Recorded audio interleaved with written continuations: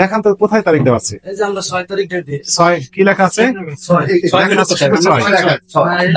আচ্ছা থামেন, ধৈর্য ধরেন। 6 তারিখ তৈরি করছেন, আজকে 10, তাহলে কয়দিন হয়েছে?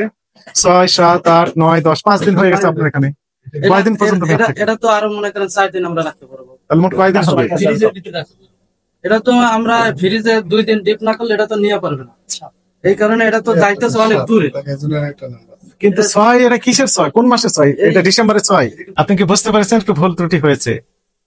এখন হালকা পাতলা যদি হয়ে থাকে স্ট্রবেরি রং এই মিক্সিং করবেন নাকি? না না, এটা মনে করেন নষ্ট হয়ে গেছে, এটা এইরকম থাকলে ফালাই দেওয়া হবে। ফেলে দিবেন? বাস্তবে ফেলে দেন না, এটা আবার না না, ইউজ করে? এটা দিয়ে আর কাজ করা যাবে না, এই কারণে এটা আলাদা করে রাখে ফালাই দেওয়া হবে। আপনারা যে ওই কেক তৈরি করেছেন না, আমাকে একটু হেল্প করেন, কাছে আসেন। আপনি আসেন, এগুলো বাদ দেখে একটা বের করেন, একটা দেখবো এর উৎপাদন তারিখ কত? আজকে সকালে বানাইছি। আজকে সকালে করেছেন, সকালে বানাই বিকালে চলে যায়। উৎপাদন মেয়াদ এগুলো দেন না?